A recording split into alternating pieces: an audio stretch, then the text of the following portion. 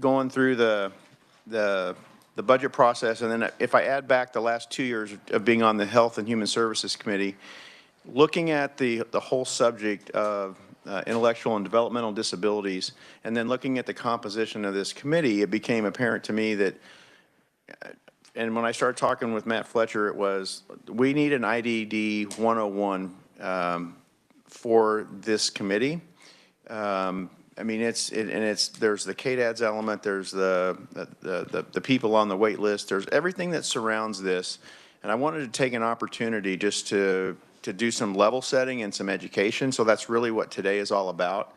I'd like it to be as informational and conversational as we can, as opposed to the standard briefing that you get by PowerPoint. So if we can go into it with that level of expectation, we know that there's the targeted case management thing out there. We know there's all this other stuff swirling, but let's just kind of try to educate, especially for those who are new to the committee and new to the legislature, what this is really all about. So that's what I'm trying to get today.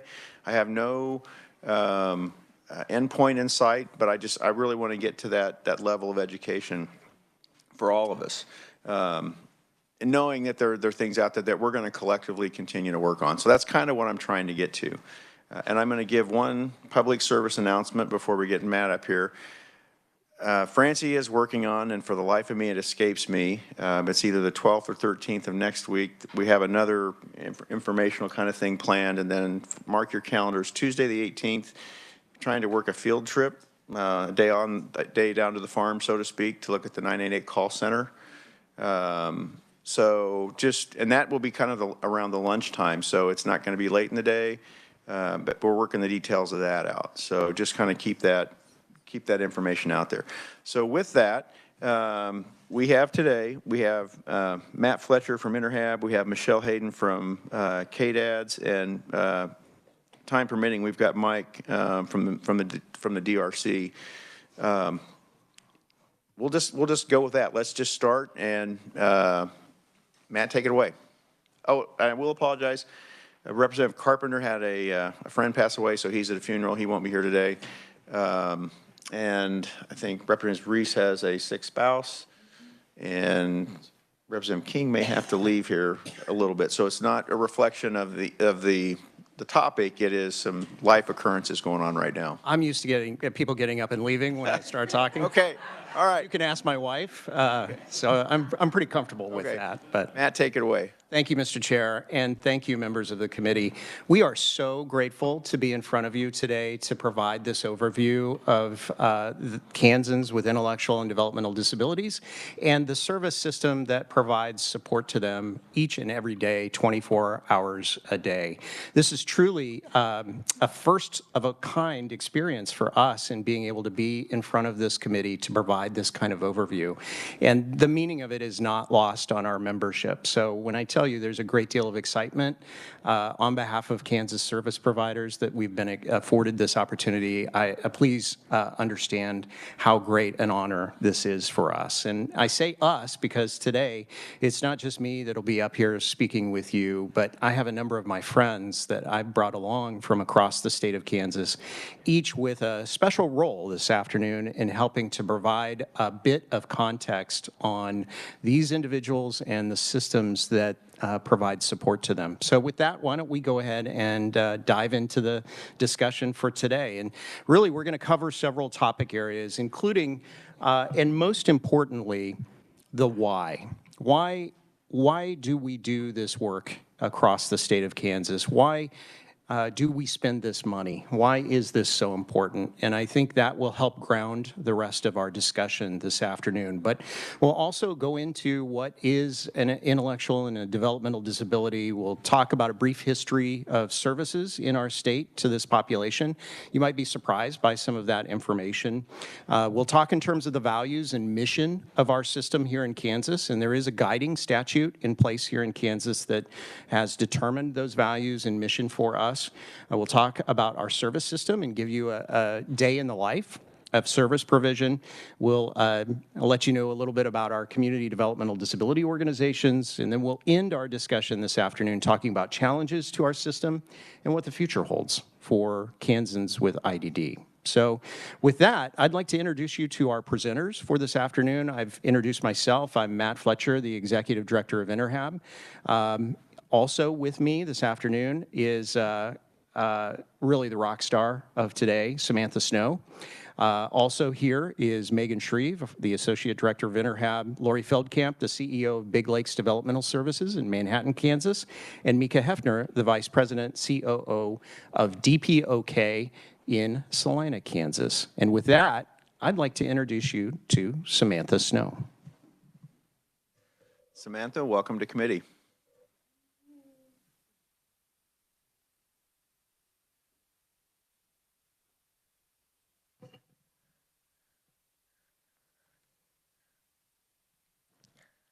Good afternoon, Honorable Chair and members of the committee.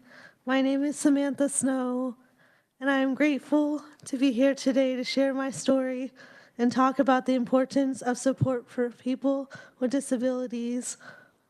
One of my favorite movies is 13 Going on 30. I love it so much that I even made it the theme for my 30th birthday party this year. If you haven't seen it, the main character, when she was 13, was to be 30, flirty, and thriving. That theme fits me well because, well, I am 30, maybe a little flirty, but most importantly, I am thriving. It feels amazing to say that because it has taken me a long time to get here. I was born with many medical challenges and unique support needs. In my first 5 years, I had countless tests and saw many specialists to identify my physical and intellectual delays. When I entered the public school system, I struggled to understand the world around me, and others struggled to understand me. This often led to frustration and at times outbursts and violence toward myself and others. In second grade, I was diagnosed with Asperger's syndrome. This diagnosis helped me, my family, and my teachers better understand my needs. Even with that understanding, my school years were difficult. I was considered to have complex needs, and my peers didn't understand me. I dealt with a lot of bullying. High school was especially tough, and I needed multiple psychiatric stays, had lots of medication adjustments, and was diagnosed with 3 more mental health disorders. Through that process, I began to understand myself and appreciate the things that make me unique. After high school, I participated in an internship through Project Search. The goal was to develop job skills and secure employment. Despite completing the program, I was unable to find a job for 3 years. During that time, I struggled with depression and a lack of purpose. I couldn't pay my own bills, buy the things I wanted, or feel independent. I had to rely on my parents for everything. In 2017, I was hired at the Residence Inn Hotel. My manager, Angela, was kind and helped me learn my job. I made friends, felt included, and became more independent. I worked there for almost 3 years, earning my own money, paying my bills, and staying active. Unfortunately, like many others, I lost my job due to COVID layoffs. After that, I needed more support and moved in with my sister who works at COF. At first, I couldn't find a job in the community, so I worked at COF's workshop, earning piece rate wages while learning new tasks and making friends. I still wanted a community job, and after a long search, I was hired at Thriftopia, a business dedicated to creating employment opportunities for people with disabilities. Working at Thriftopia has given me confidence and purpose. I feel valued and respected by my coworkers, and I want to make my boss, Tiffany, proud. I love helping customers find what they need and even finding some treasures myself. I truly love every part of my job, even cleaning the bathrooms.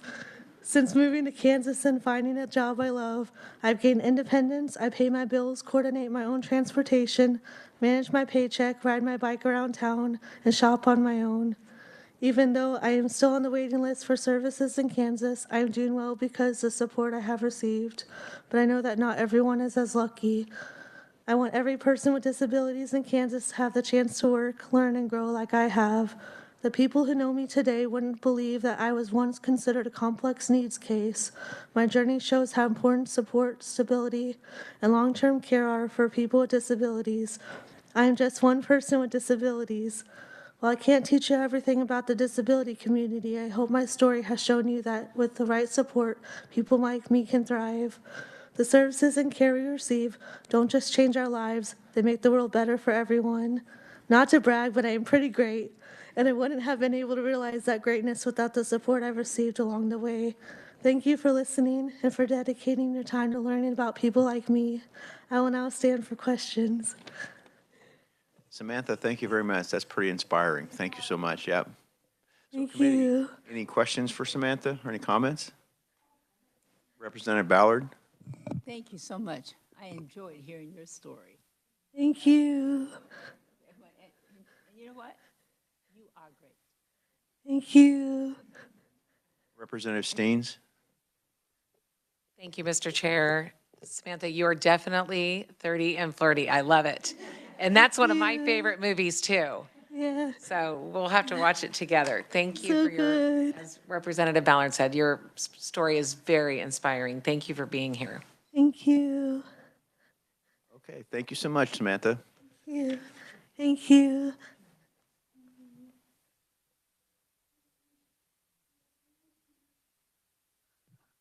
Thank you, Samantha. I feel like Matt put me in this position so he didn't have to go after Samantha. So that's fantastic. So thank you again so much for having us today. We're thrilled to be here. And I'm just going to give you guys a brief overview on what an intellectual and developmental disability is. So first, we put up here just how IDD is defined in statute. And I'm not going to read this to you. You can look at the slides in full if you want to. It's a lot of jargon and not plain language, but that's how it's listed in Kansas statute.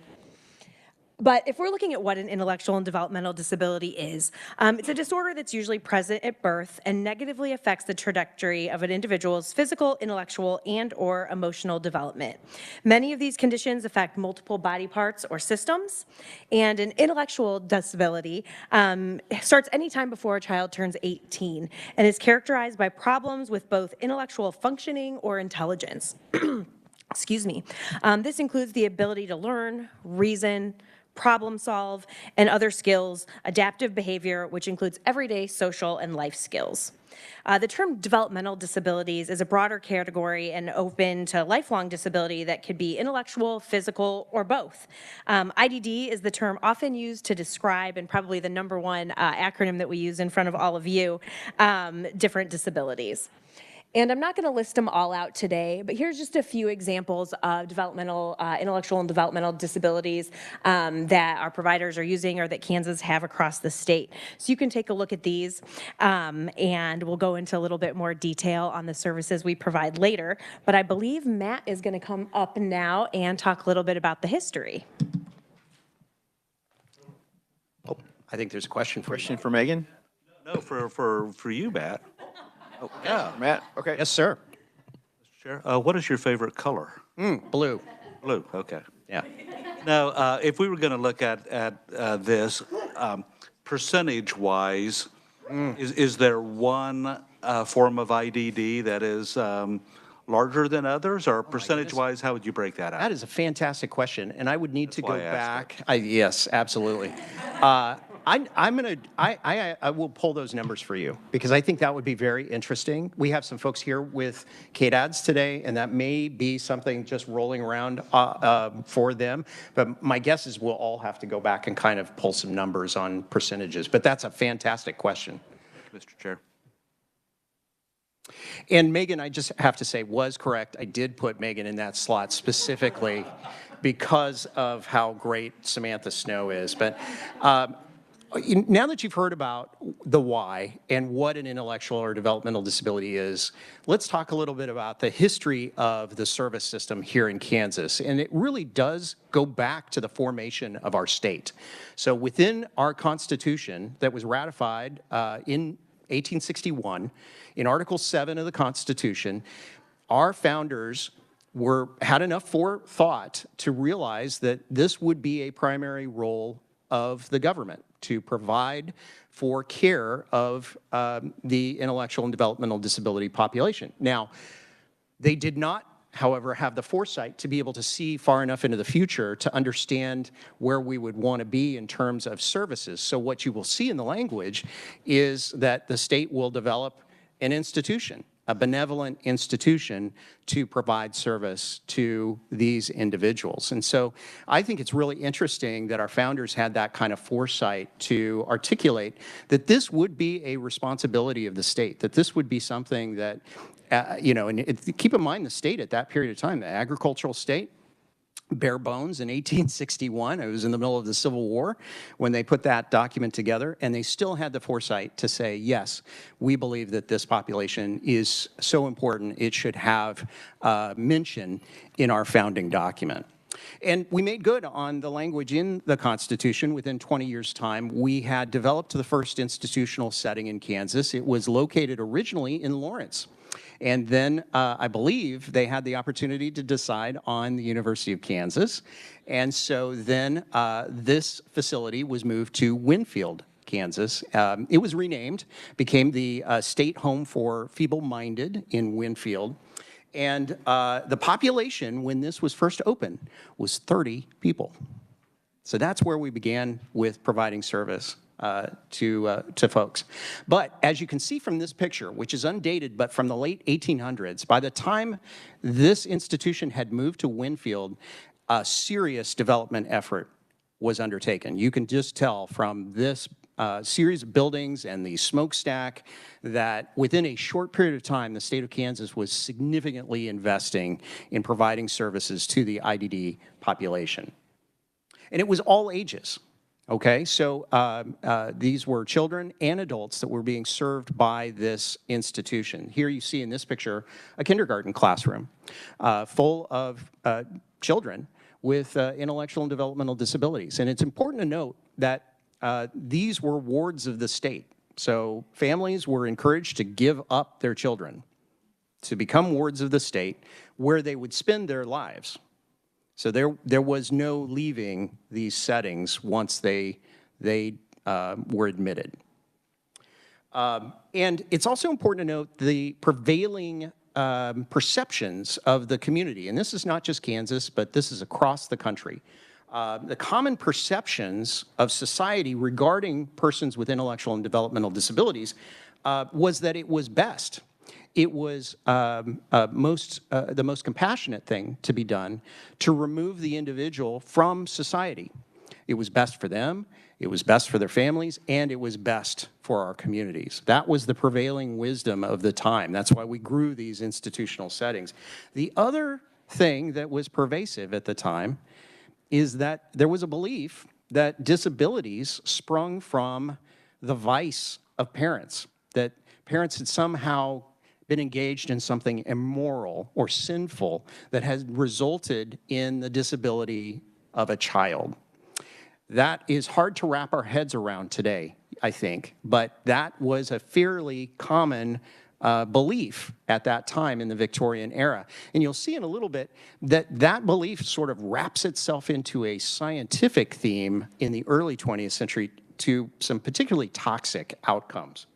But these individuals, as I mentioned, they became wards of the state. Oftentimes, if a baby was born and it was clear that the baby had an intellectual or developmental disability, or as an infant or a toddler, that disability emerged, the physician would encourage the parents to give the child up to the state, to one of these institutional settings. And they would drive to the institution where they would take the child into the admission offices and engage in the paperwork to give their child away to the state. That was occurring well into the 1950s. And in fact, when I first started at Interhab in 1999, one of the projects we undertook was to do some oral histories of parents from this era. I interviewed a wonderful lady who was just racked with guilt because she had done that very thing in the late 1950s. She and her husband had driven their child to an institution where they gave their child up, and then they witnessed the deinstitutional era after they had done that and felt just such a heavy burden that they had believed in what they were told, that this was the best thing to do for your child. And you see here in the quote, this is a quote from one of the superintendents from our state institutions from the early 1920s, I believe, is when this letter was written. But you can see from the quote, they don't even want communication to be occurring between families and the persons within the institutional settings at this point. They're discouraging the mother, in this case, from continuing to even write letters just because of the futility of what the mother was writing to her child.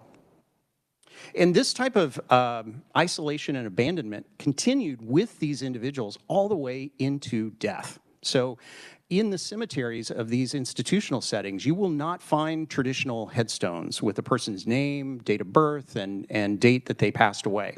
Instead, what you will find are numbered markers where the individuals are buried.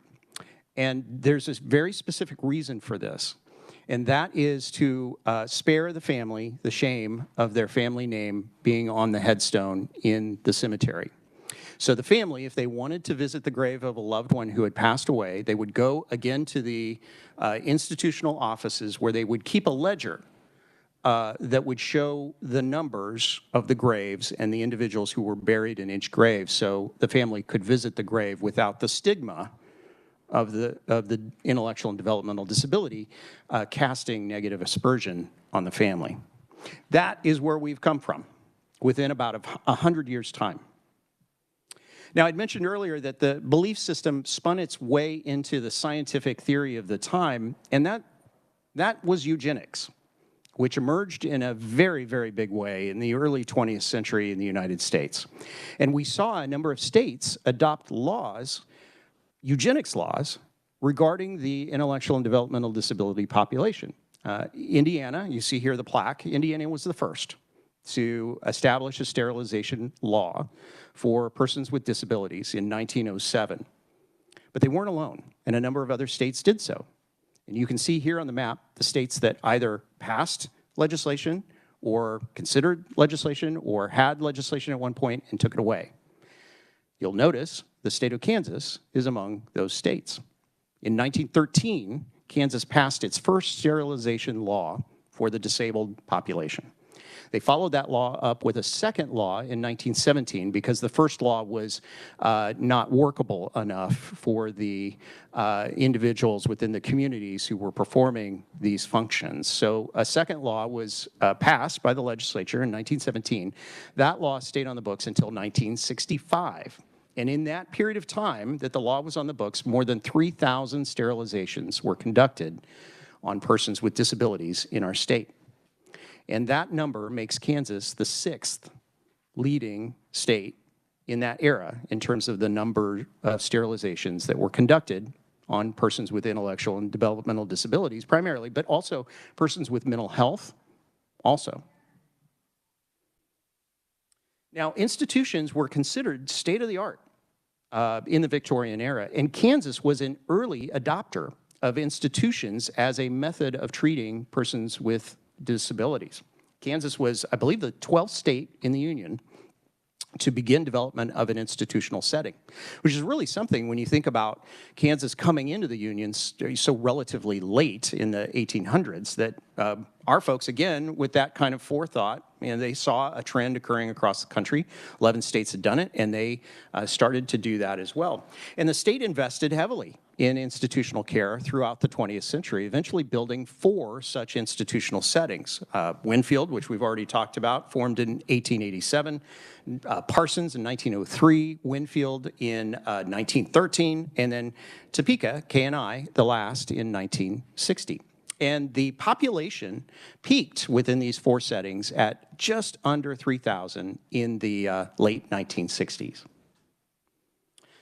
Now, these institutional settings, although there were periodic attempts to provide reforms, were very difficult places for these individuals to live their lives. They were often subjected to physical, emotional, sexual abuse. There were many cases of babies being born to individuals who were institutionalized. And these individuals were often also made to work as unpaid labor within the farms or the industrial processes of these settings, because there was an expectation that these institutions be as self-sufficient as possible. So they often had farm operations or other types of operations to bring in revenue, and they used the individuals who were in the institutions as the labor to do that. Now, it's important to note that because of that poor quality of treatment, the average lifespan for someone with IDD in the early part of the 20th century was about 22 years old. So they just didn't live very long because the care provided to them was so poor. Here you have some examples of what these settings look like. These pictures are from the 1950s and 60s. So you can see at this point in time, individuals are left without any supervision, without any interaction, left to their own devices, oftentimes only partially or partially clothed or naked, in very sterile settings where they were left to just be on their own. You can see from these pictures how infants and toddlers were cared for in the institutional settings. What you see here are rows of beds and rows of cribs. In two of the pictures, rows of cribs where these individuals were kept, where the children were kept. And one of our folks who is now retired began his career at Winfield in the 70s and remembered very vividly going into the ward where they would keep the infants and toddlers, and it was just rows and rows and rows of these white metal beds. If I could ask a question, I'm just kind of taken by this one picture, but when you see infants like that, and if IDD isn't actually diagnosed until the age of 18, were some of these just throwaway babies, or were they Down syndrome, or? So some disabilities are more difficult to diagnose at birth, but some would be, even in that era, very, very obvious to a physician soon after birth. Yeah. Okay, thank you. Mm-hmm. But this is the quality of the care, and it was state-of-the-art. And this was not just Kansas. I want you to understand this was a national problem, so much so that by the late 1960s, Robert F. Kennedy visited an institution in New York by the name of Willowbrook, and came out of that visit and called it a snake pit.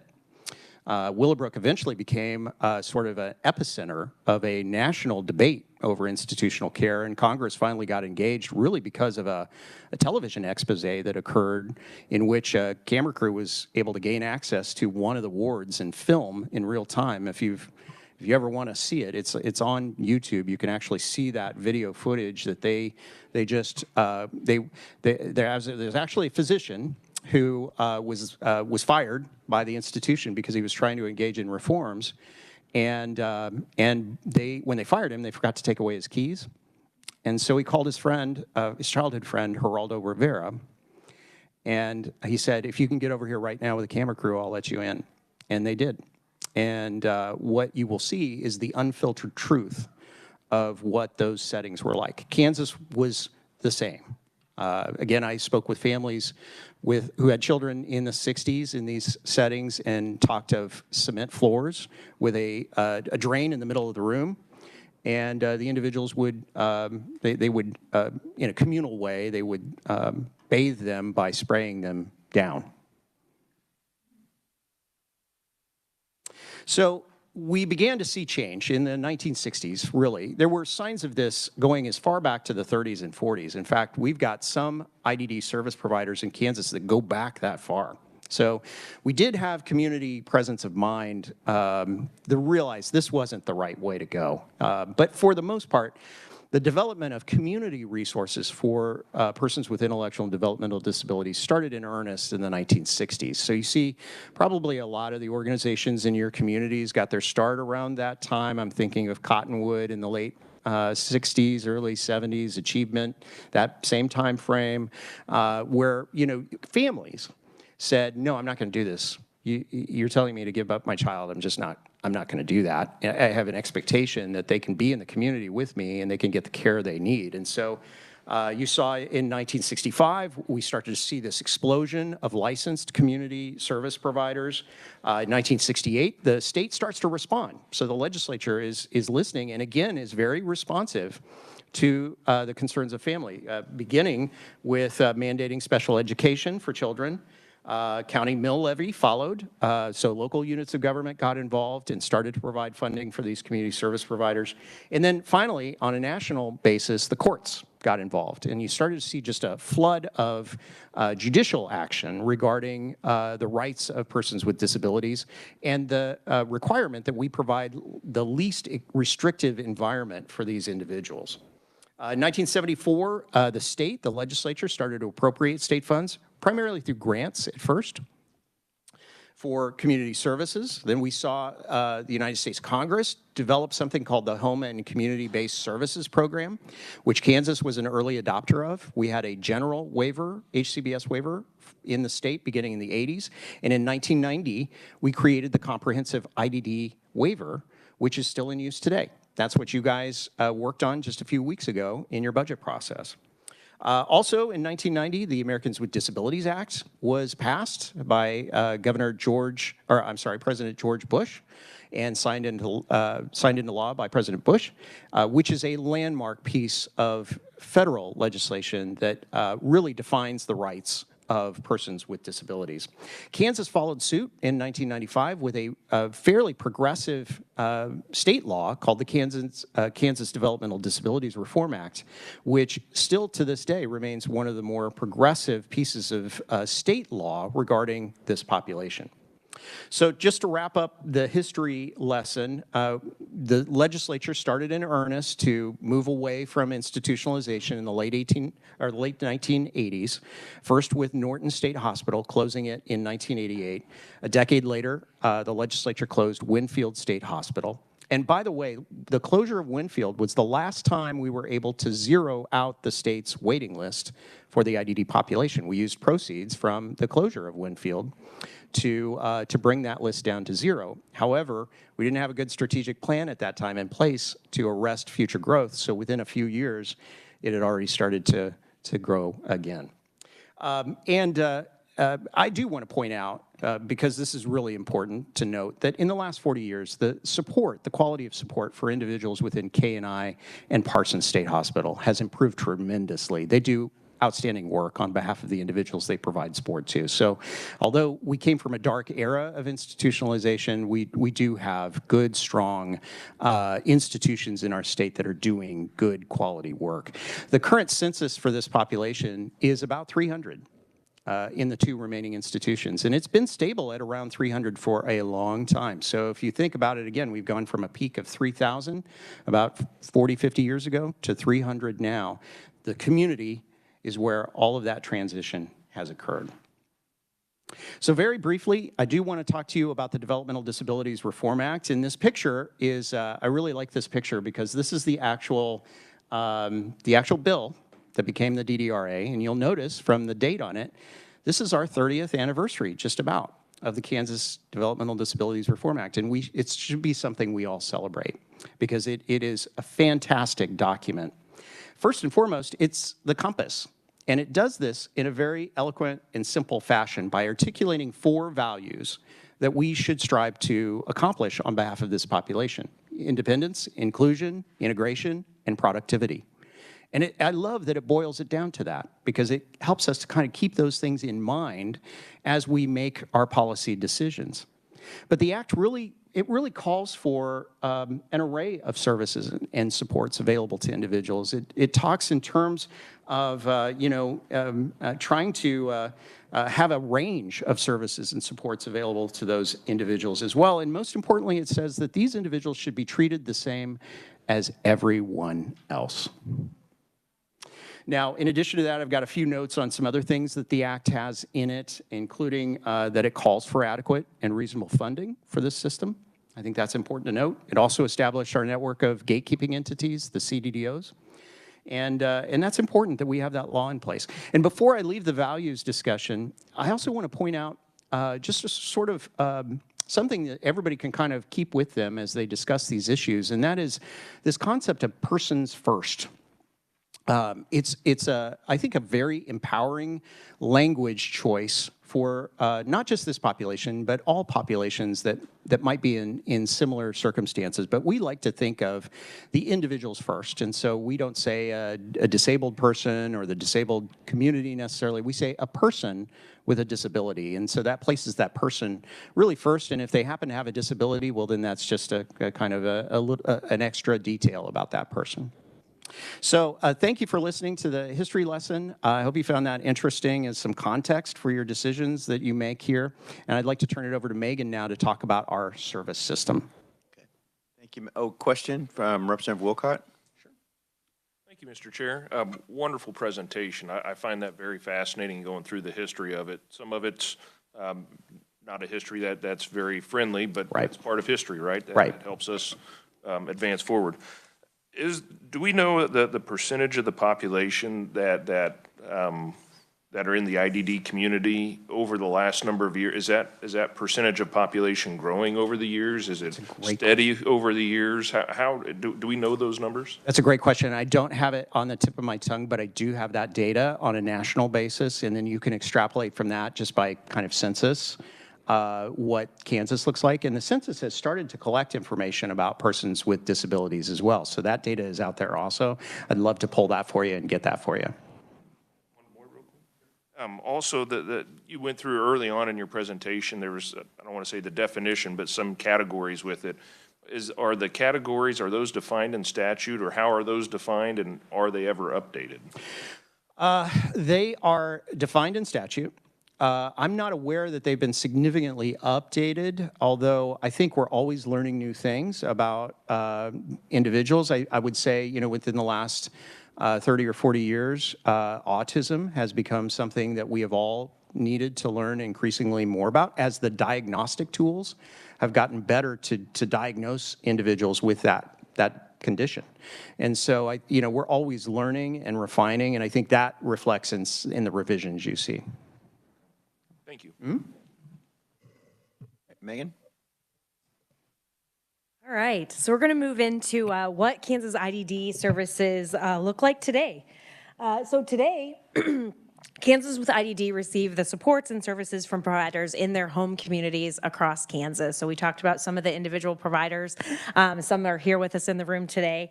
More than 9,000 Kansans are served by the IDD system as of today.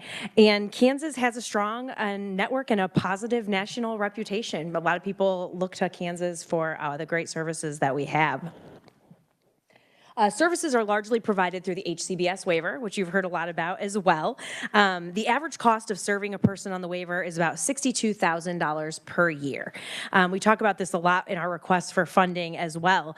But this would be somebody receiving services in their home community and the home communities where you all live, whereas the average annual cost of serving one person in a state institution that Matt talked about is nearly $268,000. So a very large difference of serving someone at home versus serving somebody in an institution, which is incredibly costly. And Kansas with IDD are now living longer than ever. The lifespan is comparable to you and I, and people live to be 70 or older, which is a big change in that population as well. We see them aging just like you and I. So this diagram with our little stick people here gives you a kind of brief overview as how the system works, and we'll get into the details in a little bit. But if there's somebody with a disability or maybe a parent, a family member who has a child with a disability, the first step that they would take is connecting with their local CDDO. There's 27 CDDOs in Kansas who act as the gatekeeper to the IDD system. They determine eligibility for the person and assess their needs, and you're going to get to learn a lot more because we have a CDDO expert here with us in the presentation in a few slides. So then if funding's available and that person qualifies for services in Kansas, they would begin receiving services from the provider local to them. As you know, we have a waiting list right now, so even if they qualify for services, right now they would go to the wait list. And many will wait for 10 years or more to receive services. Let's see here. There we go. All right. I don't know what happened there. So the next thing we're going to talk about is just some of the services in Kansas. There are a lot of services. Every provider is unique in the services that they offer in their home communities, and you're going to get to hear more about that as well. But I'm just going to give you an overview of some of the services that are taking place in Kansas. We're missing a slide here. There we go. That are taking place today. So the first one, and a lot of you have heard about it, is targeted case management. This service is unique because it's available to everybody, even those on the waiting list. It's an incredibly important and much needed service for those in services and on the waiting list. Targeted case management provides support to help people identify, develop, select, obtain, and coordinate everything that they're doing, whether it be maybe a paid resource in their area or natural resource like their parent or family member or maybe a cousin or an aunt. It's incredibly important, and you'll hear a lot about that. The next one on the slide is employment services. We believe, I think all of us believe, I'm here today because I believe that work is meaningful and work is important, and it's an important part of everybody's lives, whether you have a disability or you don't. Providers help individuals find employment, whether it be center-based employment or maybe a community employment or maybe a combination of employment that works best for that individual and the employment that they choose, just like us. The next services are day services. These programs provide opportunities which individuals can enjoy lots of meaningful activities, whether it be social in the community, maybe going out to eat, to a Royals game, to a movie, maybe something else, volunteer work. Maybe they're learning or reading about something that they're interested in. Providers help those individuals find activities that they want to do and are enjoyable for them. Residential services are the next service, and they can range from a little to a lot of service. People would maybe live in their own apartment or home with other people that they choose to live with, and they might receive support for cooking meals or taking a trip to Walmart to buy the supplies that they need. They're delivered in lots of different ways in the community that they live, that's unique to them. Like I talked a little bit about earlier, people are aging and they're looking for retirement services. So this is another service that maybe an older person with a disability might have access to. Maybe it's just social time with others. I know the people that I know that are retired, maybe they like to travel, doing some of the things that they like to do.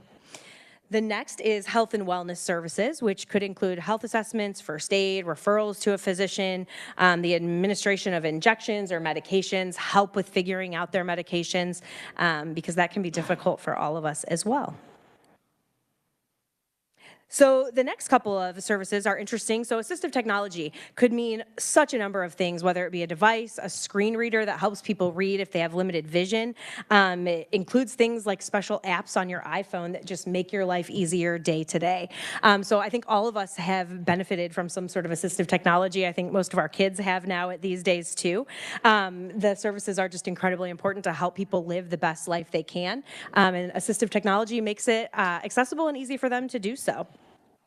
Another one that we all rely on is transportation. I think most of us probably drove to work today.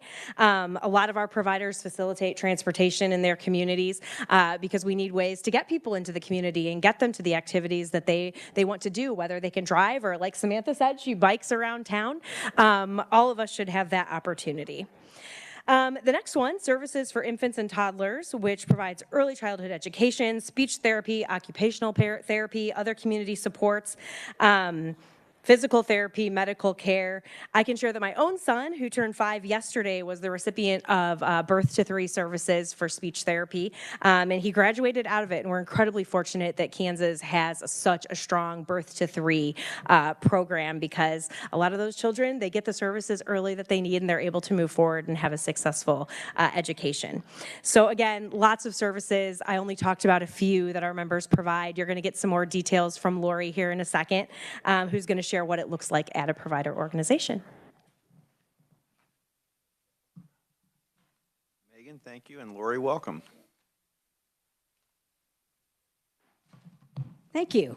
Hi, my name is Lori Feldkamp, and I am the president and CEO of Big Lakes in Manhattan. Big Lakes provides services for over 200 individuals with IDD in Riley, Gary, Pottawatomie, and Clay counties. And we've been in business for 52 years, and I've been there for 31 of them.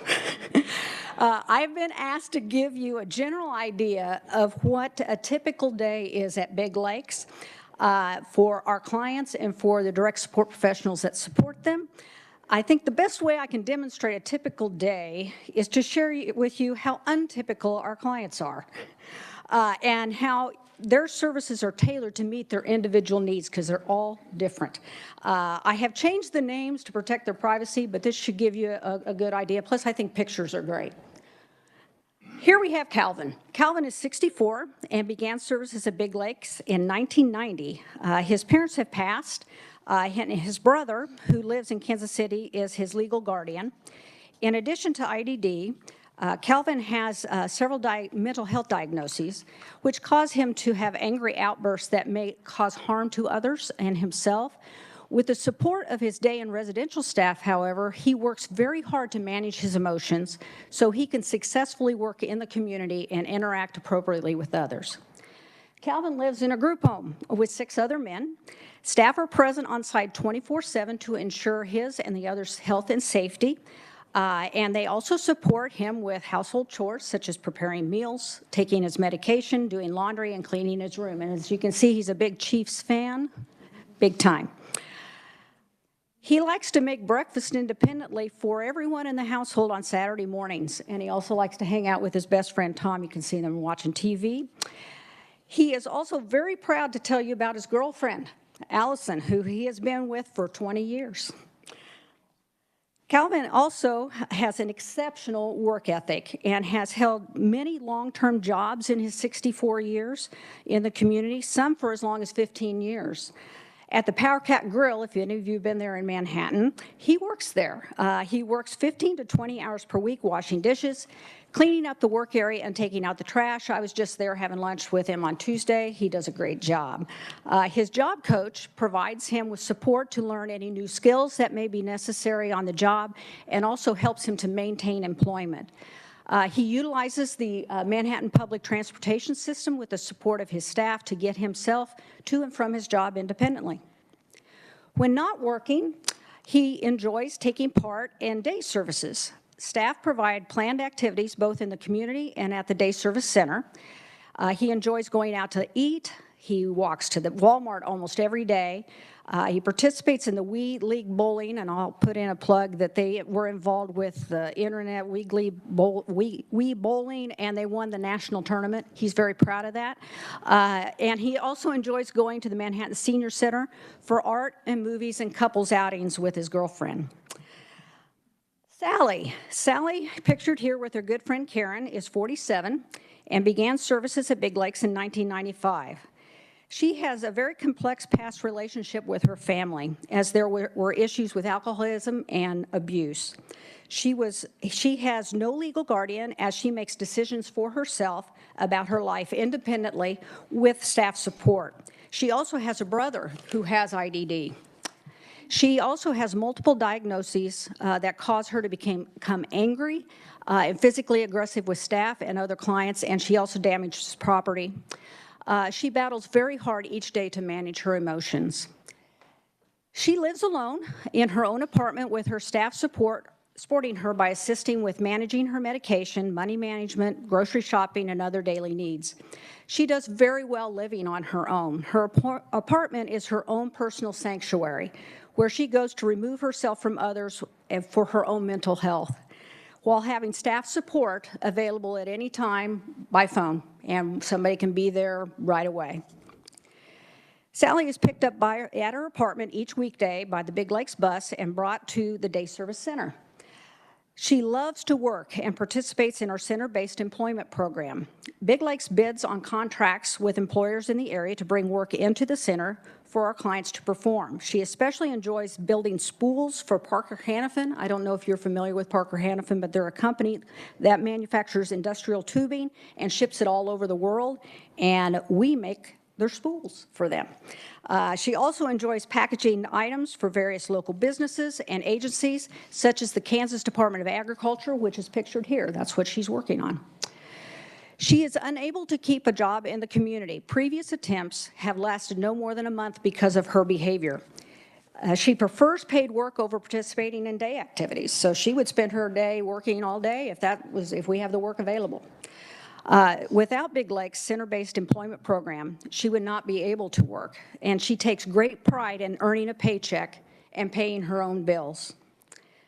Sally receives emotional support from her day and residential staff, her case manager, and just about anybody at Big Lakes. She wants to talk. She needs to talk through her feelings frequently so she is better able to cope and interact appropriately with others. My last person is Jenny. Jenny is 44 and began services at Big Lakes when she was just 18. Jenny's family is heavily involved with her life, and her mother is her legal guardian. Jenny's disability was caused by a brain injury, which affects her physically as well as mentally. She is unable to walk or talk and requires 24/7 care. She also has an eating disorder, early onset dementia, and mood disorders. She has severe memory problems and doesn't remember the accident that caused her brain injury. She still believes she's 16 years old and will sometimes ask why am I in this chair. Jenny lives in a group home with 4 other women with similar physical needs. Extensive staffing and adaptive equipment is required for her care. Personal care provided for Jenny includes hygiene care and feeding. She is no longer able to feed herself, and all food must be pureed in order for her to eat safely. Overnight awake staff turn her and her roommates multiple times a night to prevent skin breakdown. A wheelchair-accessible bus is located at this home to provide access to the day center and the community at large. She also participates in activities to keep her mentally and physically active, such as going to the park, out to lunch, getting her nails done, dance classes, exercise, and she especially enjoys love shopping for clothes and anything red. If you haven't picked up the theme there, she really loves the color red.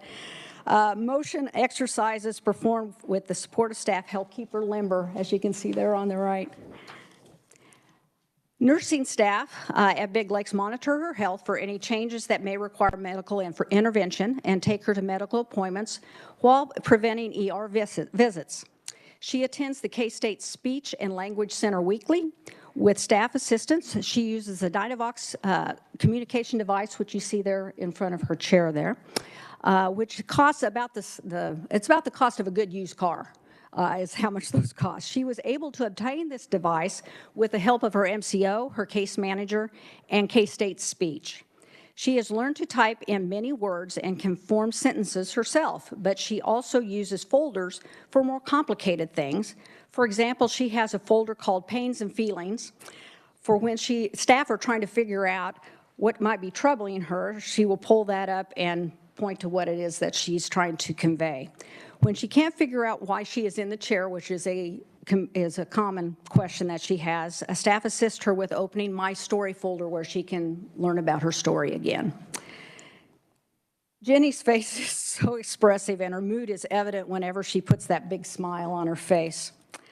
That's the end of my presentation. Of course, I'm happy to answer any questions you might have, but I will also share with you that I have a very personal connection to not only working 31 years at Big Lakes and all of the folks we serve are like members of my family, but my husband's sister has an intellectual disability, and that was when I was first introduced to individuals with disabilities.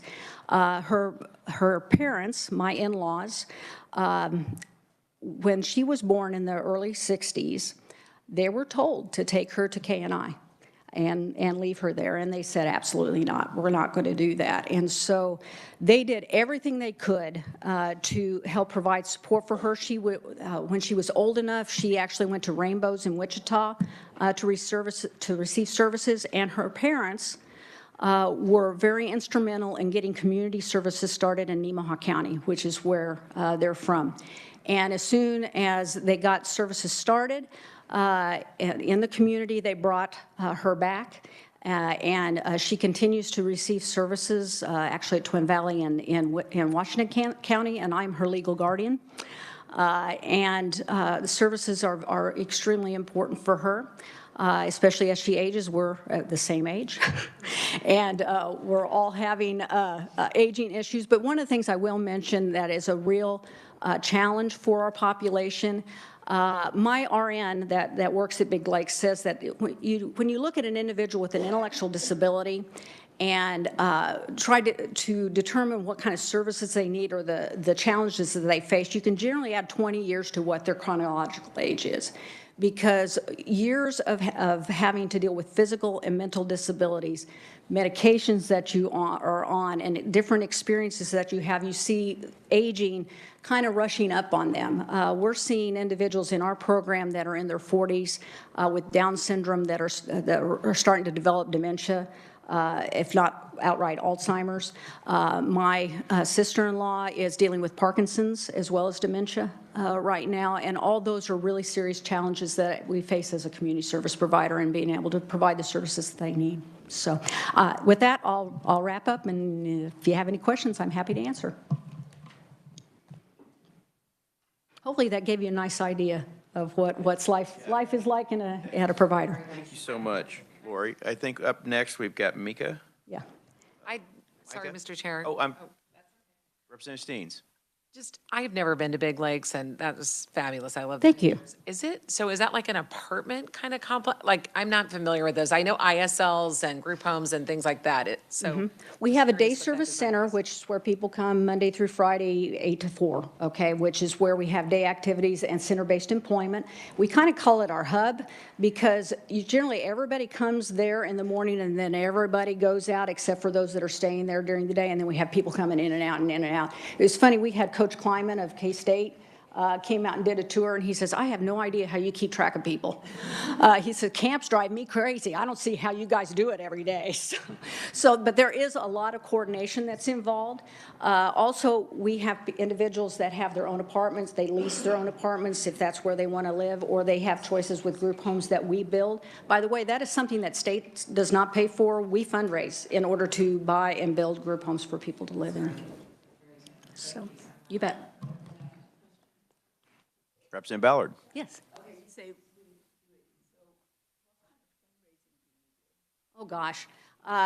We have our foundation. We have a separate foundation that acts as the fundraising arm. I'm the primary fundraiser for it. We don't do a lot of events. Events are nice, but they usually cost a lot more than you get in donations. I find who has money. And then when I get them, and usually I get them in for a tour and they meet people and they really get it. They understand what we're trying to do. And then I ask them, who do you know that has money? So that's how I fundraise. I would say after your presentation, if you talk with them, they couldn't leave without giving you. I hope that's the case. And again, it's because I think our people deserve the best that we can possibly give them. And you look at Jenny's face, you know, that's what I live for, is to see people being happy. Yeah. Thank you. Thank you. Mika, did I pronounce it correctly? Mika Hefner? Well. Is it Hefner? Hefner, very good. 2 for 2. Yes, that's usually not easy for folks, so very good. Okay. So again, Mr. Chair, committee members, thank you for the opportunity to present this afternoon. My name is Mika Hefner, and I work for an organization called Disability Planning Organization of Kansas. We are one of the 27 community developmental disability organizations. Okay, so we have a map for you all. This is a representation of all community developmental disability organizations and their catchment areas. So as you can see, some are single county operations, while others encompass very large areas of our rural and frontier counties. So not to read from the slides, but I think there's really 2 important linchpins around the community developmental disability organization system. So the very first important linchpin is we are designated by our local counties. Thus, that gives us a quasi-governmental entity distinction. And then the second linchpin is we are designated by the Developmental Disability Reform Act of the 1995 Kansas legislative session that Matt spoke to earlier. So because of that, we serve as the single point of entry system for people with intellectual and developmental disabilities and their families, and we're protected through those laws, and that is very important and dear to our hearts. On the next slide, through the Developmental Disability Reform Act, as well as Kansas administrative regulations, our duties are identified along with how we carry those out. And as Matt said earlier, there was really a lot of foresight from our previous legislators when they put that together along with advocates and stakeholders. So this includes tasks such as performing the eligibility, assessment. We also provide information and referral and assistance services. We help people through a process called options counseling, where we provide them information on all the different service options available. We also affiliate with community service providers such as Big Lakes, Lori, who just presented. And then CDDOs also perform quality assurance activities. And to hone in a little bit on our eligibility, this is really unique in Kansas, and it affords people and their families some opportunities that you may not see in other states.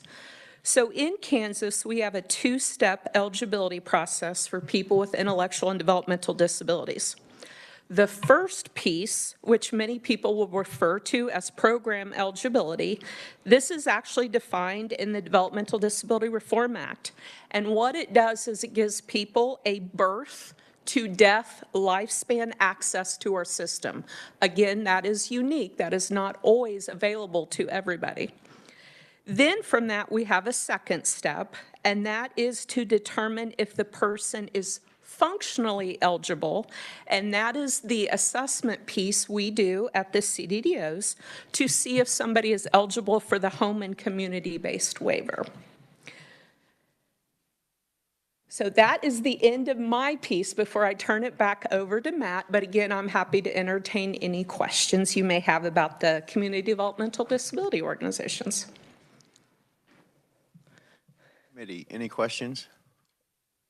Yeah. Representative Rivas. This may not be for you, but so I've had some people involved with this. So I'm a dentist, and I've treated a lot of these folks with human services. So I've actually lived with this community a lot. So one of those patients of mine, her guardian, really has concerns with the questions that they have to be asked every year or two and be re-allowed in. And she sent me the form. It's pretty rough, in my view. But so, do you deal with that as part of the process? Yep. Is there any way that may be getting addressed or revised or something? Yes, actually, I'm sure everybody's smiling in the room. Yeah, it's rough. Yeah, we're actually in the middle of that process. So the current one she's talking about is called the basis assessment.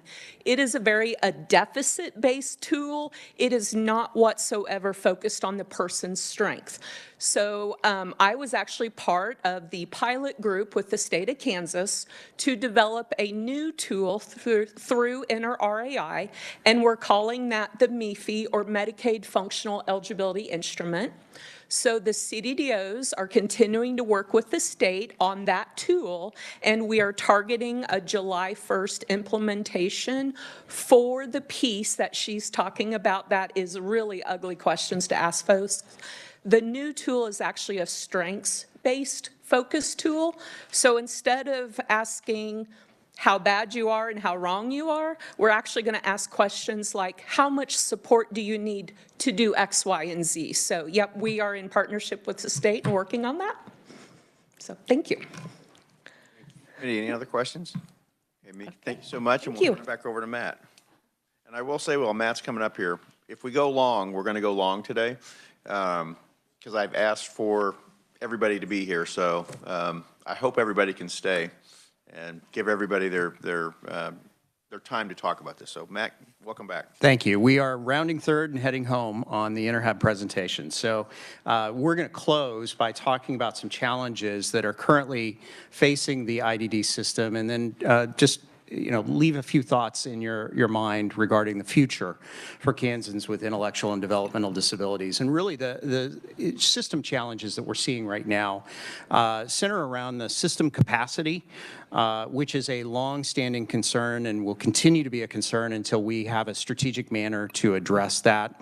The waiting list, which I congratulate you all for making progress in this year's budget, yet again, second year in a row in some significant investment in bringing folks off the waiting list. So on behalf of the InterHab community, thank you for doing that.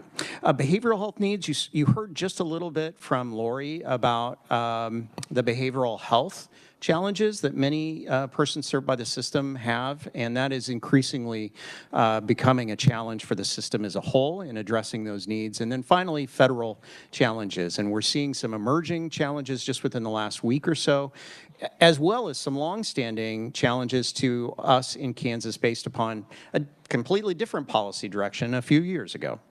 But system capacity, you all hear this on a regular basis from IDD service providers. They are unable to keep pace with the cost of doing business in their communities because they don't receive regular updates in the funding they receive. They really just have one payer for the services they provide, and that's you. You match federal dollars with state dollars and determine the level that those will be delivered at, and that is by and large, the funding stream that providers like Lori and others use to determine what their budgets will be every year. And it's very difficult for them to plan for their workforce needs without those regular anticipated adjustments. So one of the things that we would like to see in the future is some kind of systemic response to this challenge in which I don't know, I don't have the answer as I stand here today, but something that would enable you and us to have some predictability for how this system will grow in the future. We commit to working with you to explore options. There are some laws in other states that we could look at. Ultimately, we would, be in favor of something that is a best fit for Kansas, but it is long overdue for us to have some way to introduce predictability into the funding for this system. Now, second, waiting list. Again, although we've made progress in the last 2 legislative sessions, I'd encourage you to look at these last 2 bullets. So you can see the growth of the waiting list. I said earlier that the last time we zeroed out the list was with the closure of Winfield State Hospital. So you can see that, late 90s, when that closed, 1998, that period of time, we were down to 0 individuals on the list. But by 2001, we'd already started to allow it to grow back again.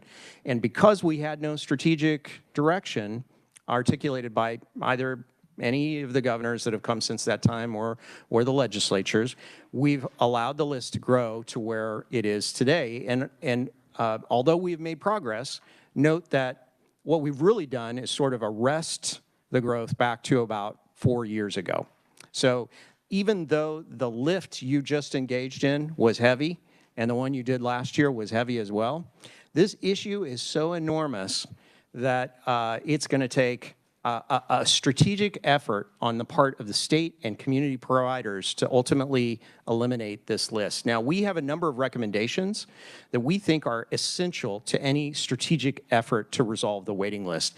So far, we've seen investment in kind of 2 of these areas on this slide. So you've provided funding to bring folks off the list. So congratulations, that's a big piece of it.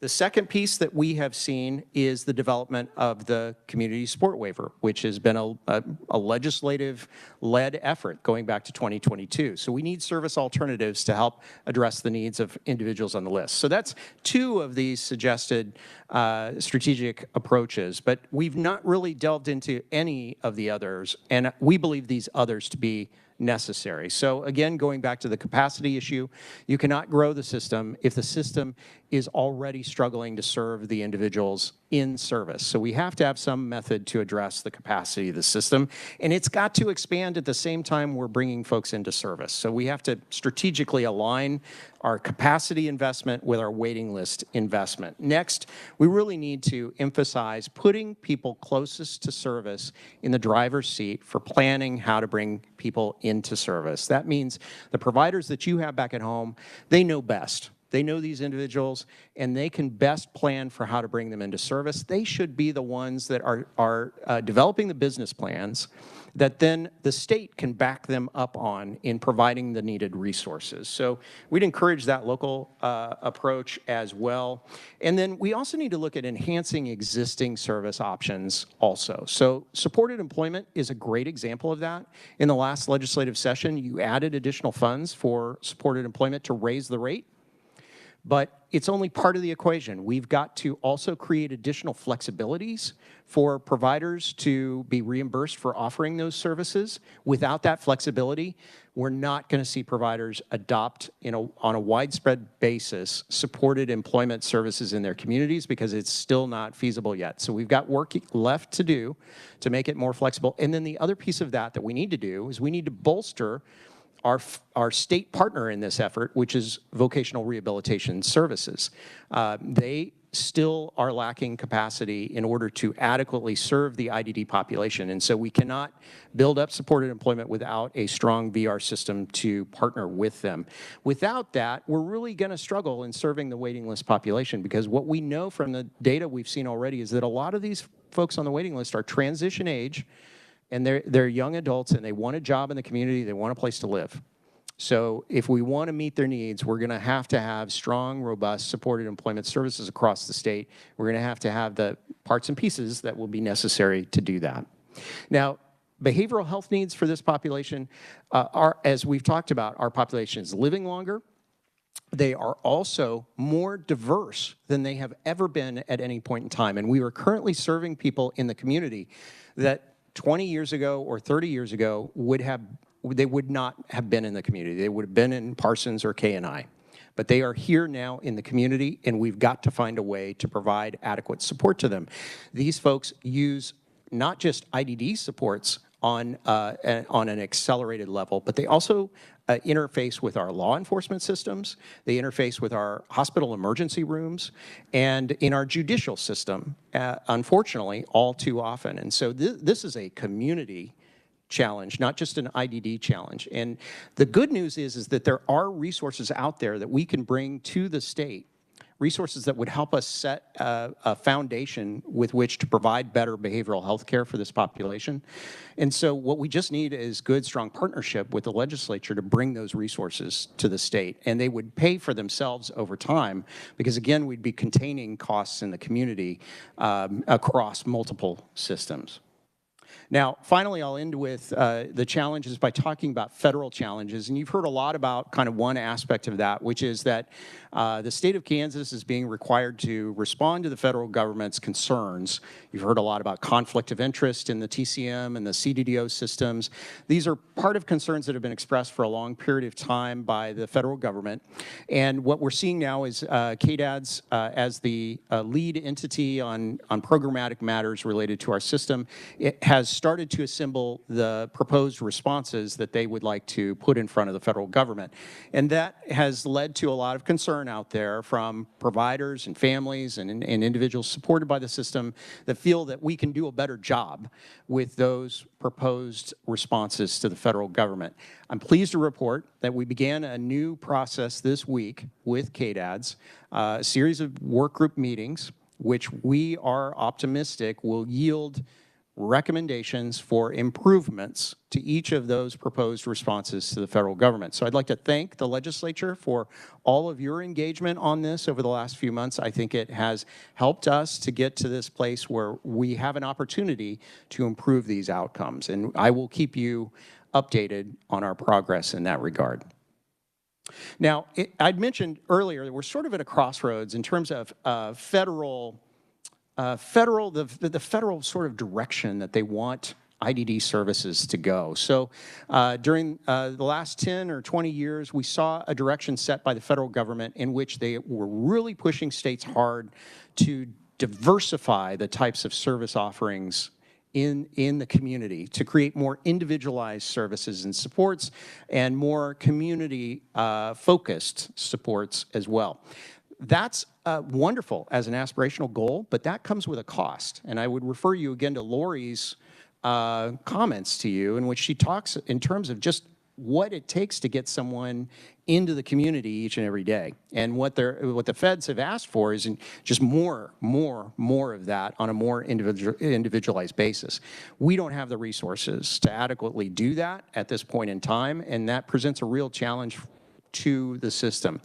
At the same time we're dealing with those directions from the federal government, we are now starting to see the formation of a new direction. You probably paid attention this past week to the reconciliation process within the federal government, in which in the House process in the United States Congress, they're now tasked with looking to find about $880 billion of potential cuts, of which Medicaid is probably going to be looked at for a lot of that. I think so. Yeah. And it's important to note that all of the services we've talked about today are not entitlements. Institutional care is, which means that the state, you don't get a choice. You have to do that. Everything we've talked about in terms of community services is not an entitlement. And so there is a great deal of concern at this point in time, just based on that direction that was provided through the reconciliation process to find those dollars in cuts, that may ultimately end up in cuts to discretionary programs such as the ones you've heard about this afternoon. And we're also concerned because Kansas did not expand Medicaid when a number of other states did expand Medicaid. And so depending on how the federal government approaches this issue, the state could be put at a potential disadvantage if they're just talking about capping the pots of money across the country. Well, these other states have got a bigger pot now because they expanded Medicaid and we did not. So we're, I think, all together going to have to engage our delegation in D.C. in helping them understand the unique status of Kansas and ensure that if we change the federal Medicaid funding mechanism from what it currently is, which is a matched rate, which has no cap, to something like a per capita cap or a block granting process, that Kansas, that it is equitable for our state. And so I will join you all in the efforts to communicate that to our representatives at the federal level. Now, the future of our services, they're up to us. We can go forward or we can go backwards. I don't think anyone in this room wants to go backwards. I think we have incredible opportunities in front of us to continue the modernization of this system. We're going to have to build the foundation stronger to build towards the sky. So we're going to have to continually do the hard work of making sure that we're tapping into bedrock before we do the blue sky stuff. But I know that we can do that because this legislature, and I've been a watcher of the legislative process now for 25 years, this legislature is singularly exceptional in its grasp of these issues. And so I commend you all today for taking this opportunity to do the deep dive into the needs of Kansans with intellectual and developmental disabilities, and I look forward to partnering with you for that future. So thank you very much, and we'll stand together for any questions that you all have. Awesome. Thank you, Matt. Committee, any questions? And Matt, before we transition over to Representative Wolcott? Thank you, Mr. Chair. I do have a couple, if that's okay. The first one's super easy. We've heard the term waiver multiple times, and I've scratched my head being new to this. What exactly is a waiver? That's a fantastic question. So literally, in the inception of this program, it meant a waiver from institutional care. That's what it meant when they began this program. It was an indication that this was an alternate stream of funds that would be made available as a waiver for the states to providing institutional care. Okay. A couple more here. The wait list that we see today, and again, I'm totally new at this. This is a totally ignorant, I'm trying to learn. We've worked really hard as a group here to work on that wait list and drive it down. I understand last year they did as well. I've been told that there's a lot of folks in the environment who go on the wait list not for the needs of today, but there's a lot for the future needs because of the environment or the way the system is today. Yep.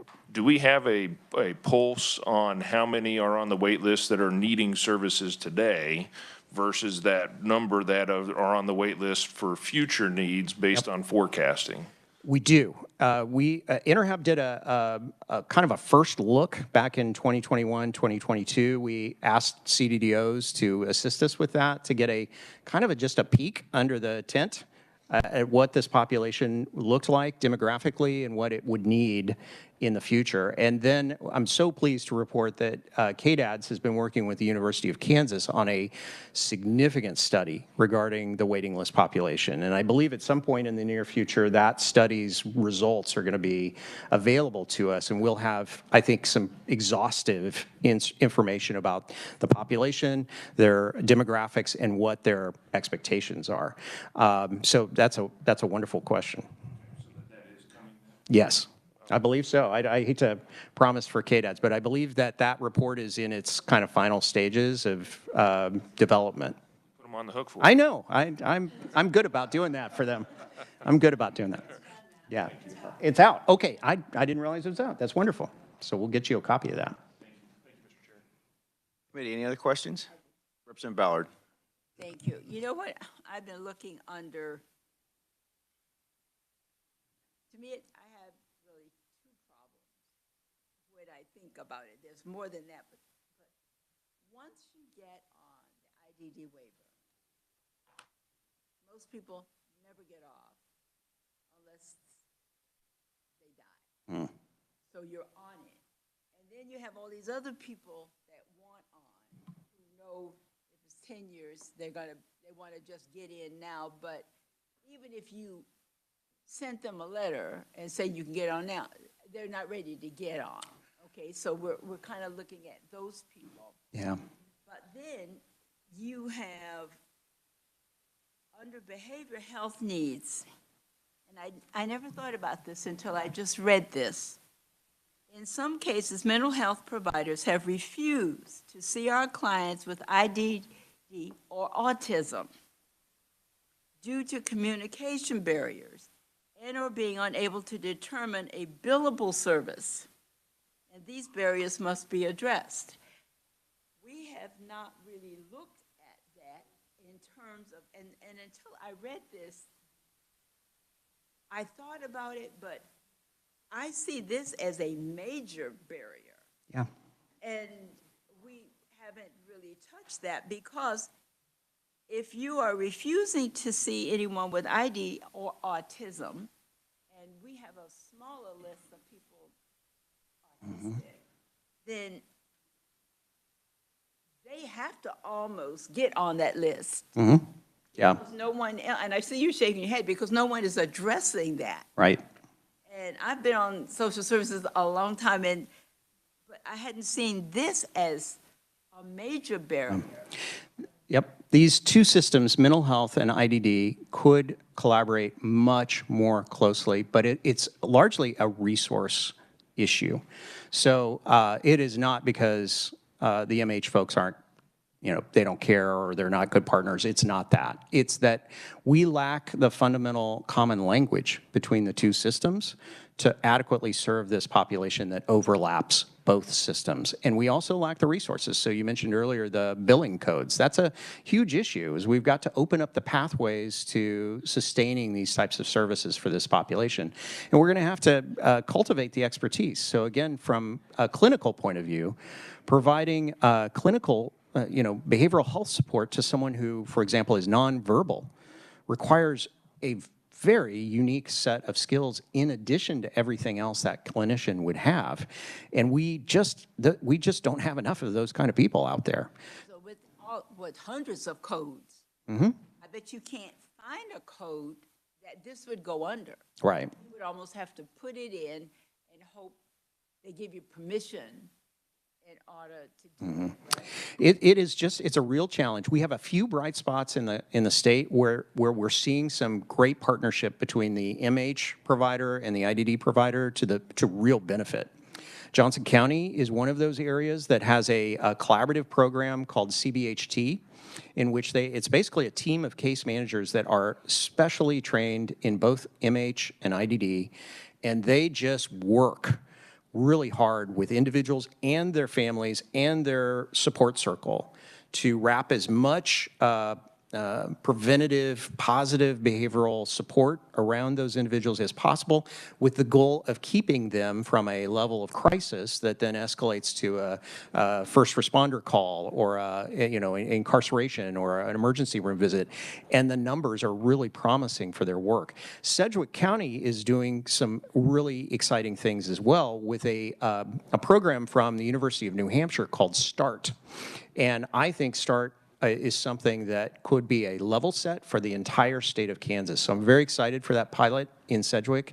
So again, we see that kind of collaboration occurring because they're able to bring in the resources to allow all parties to communicate effectively with one another, to have the right training to assist them in responding, and to be proactive in keeping individuals from ever needing an escalated level of support. Again, it's one of these things where a dollar invested in this approach saves communities on the back end a lot in terms of additional costs all across the community. I want to just say thank you to all of you for such a wonderful presentation, very educational but enlightening. Well, thank you. It was our honor. Thank you so much. Thank you, Matt. So let's, yep. One more, how about that? Okay, part A and part B. All right. Thank you, Mr. Chair. Where does Kansas rank amongst the surrounding states in a regional aspect? Or are we average, ahead of the curve, behind the curve in these types of services? You've had great questions today, so I've got a lot of homework to do as a result. It's a little, column A, column B kind of thing. Some things we excel at that other states do not. Other things we're behind the curve on. Some states, close to us in proximity have weaker systems. Some states, like Missouri, have invested heavily in these systems within the last few years. Republican governor, Republican legislature, and they have heavily invested in community-based services in Missouri. So when you look at a state like that, we're behind. And the reason I asked that, here's my follow-up, and that's what I wanted to. Do we see any immigration into the state for the services we have because of being either above or average or anything of that nature? And are there any requirements about residency for a time lot before services are offered? So there are requirements. We have seen some immigration. Primarily, though, what we have seen is immigration patterns within the state. And it's causing a lot of concerns. So, for example, Sedgwick County has seen a sustained pattern of immigration from other parts of the state because families just can't find those specialized supports for their loved ones, in a more rural setting. So the Johnson County region, the Sedgwick County region has really seen a lot of that kind of immigration. Right, but that's true. Yeah, absolutely. Yeah. Thank you. And thanks for those last two. I'll keep quiet now. Quite all right. Matt, once again, and thanks everybody, especially Samantha, for being here today. We thank you so much. Okay, let's switch gears. According to Francie, I have Michelle Hayden, and she's on her way up. I want to acknowledge that Madam Secretary is here as well. Thank you for being here. And I really do. My preface to you, Michelle, would be when I thought about this subject, there's obviously the people that we're trying to serve. There's InterHab, and those are helping serve. But I think of KDAD sometimes as that architecture, the framework, the infrastructure, if you will, to pull all of this together. And I've told others before, I'm not smart enough to understand everything that we deal with every day, but I know there's smart enough people to help us with this. So with that, take what time you need, and we'll give it to you. Thank you, Mr. Chairman. My name is Michelle Hayden. I'm the Long-Term Services and Supports Commissioner for KDADS. Our commission oversees all 7 waiver programs, which is about 30,000 individuals that get HCBS in Kansas. Lucky me, My predecessors have gone through a lot of information that I won't repeat, but it is in my presentation. So I'm just going to start kind of in the back part of my presentation. So the IDD waiver, and a waiver is a way to prevent going into institutional care, but it also gives you access to community services. And that's why they call it a waiver. I mean, you can think of it in different ways, but that's basically what it means. So in Kansas, we serve children from 5 to adults to 105. So it's a lifelong waiver. People have to meet the definition of intellectual disabilities, have developmental disabilities, are eligible for care in what's called an intermediate care facility for individuals with intellectual disabilities, which if you just think of that as Parsons or KNI, that's what they are classified as. Currently, we are serving 9,419 individuals on the waiver. Services are provided through the home and community-based services, and this is to assist people with daily living activities and accessing their communities. These services are critical to keep people in the community and out of institutional care. Sorry, before you turn the page, committee, any questions on this as she goes? Okay. I'm sorry, I didn't mean to interrupt. I just want to make sure everyone had an opportunity to question. Okay. Thank you. There we go. Okay, so this is just our waiver enrollment, all the individuals that we serve. And as you can see, for the intellectual disability waiver, we serve 9,419. We have 4,370 people waiting currently. So we'll talk a little bit about the community support waiver that we are building, which I live and breathe for the last year or so that I've been working on it with our team. So this waiver came out as an idea from the Legislative Committee in 2022 as a way to help address the extensive waiting list, to provide kind of a lighter version of services. And so the CSW would offer less costly services. It is capped at $20,000 per participant, which is compared to what we average pay for people on the current waiver, which is about $70,000 per participant. Services may include transportation, employment, personal care, respite, various types of services. The governor's budget includes funds to address the TCM conflict of interest and help expand provider capacity. However, those grant funds are not currently included in House Bill 2007. So steps for implementing a waiver. This is not an easy project. When we first talked about the community support waiver, people were like, okay, just get this going. It's a very extensive process.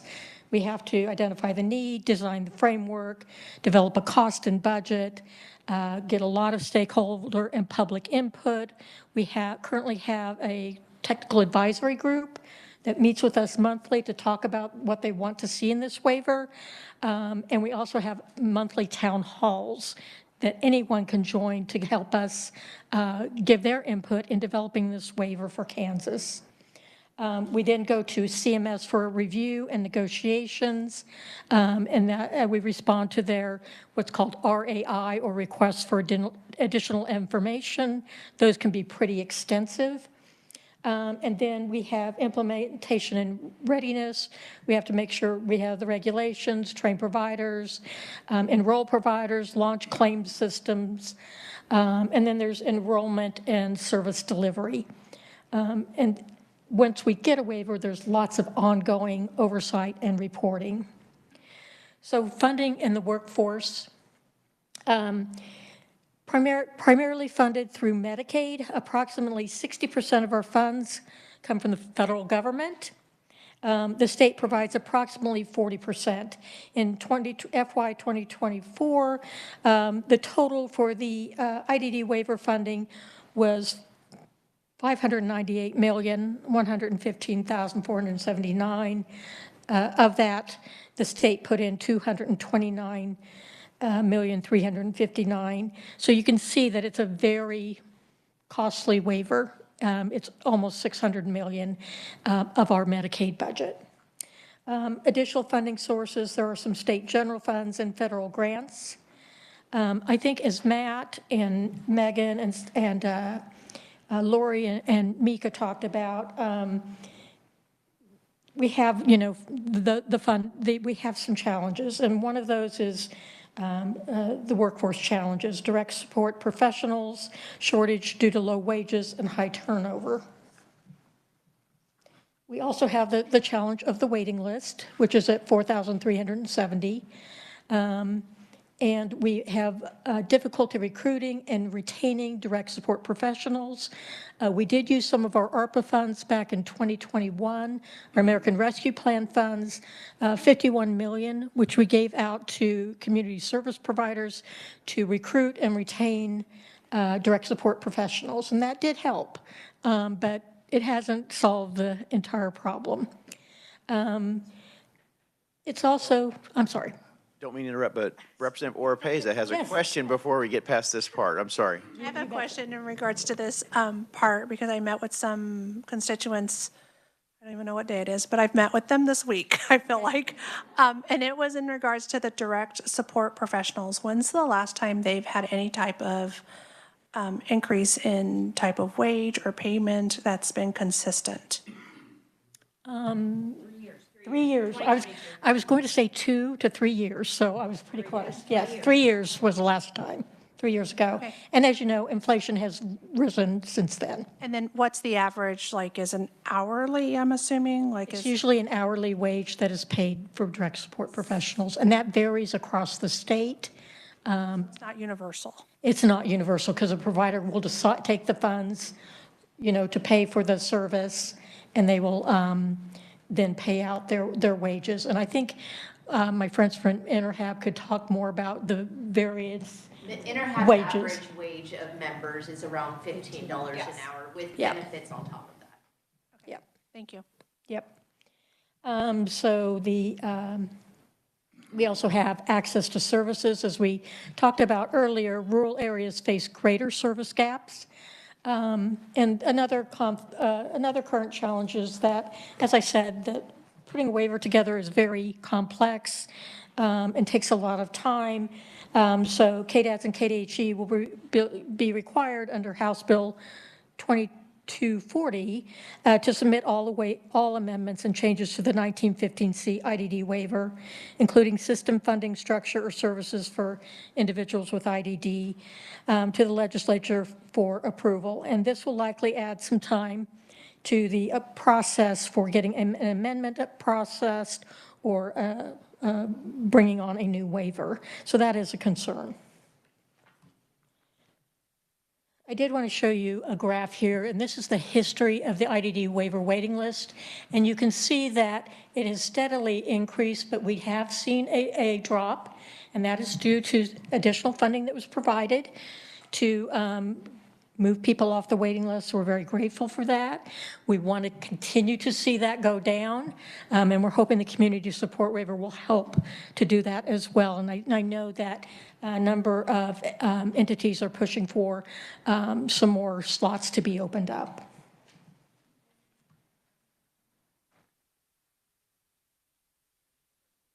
You bet. Thank you, Mr. Chair. On the challenges on the slide beforehand, there at the bottom, there was a couple of HB 2240 and SB 161. Are those, do you know, are those related to some of the government, the federal government regulations or stipulations, some of the standards that they have that we're not meeting at a state? Are those made to help pull us up to federal regulations? Well, my understanding is that there are concerns about us moving forward in meeting those federal regulations. And so this legislation was put forward to help to make sure the legislature was involved with any decisions that we made in order to come into compliance with federal regulation. So they are working then trying to, it's part of that. It is, yes. Thank you.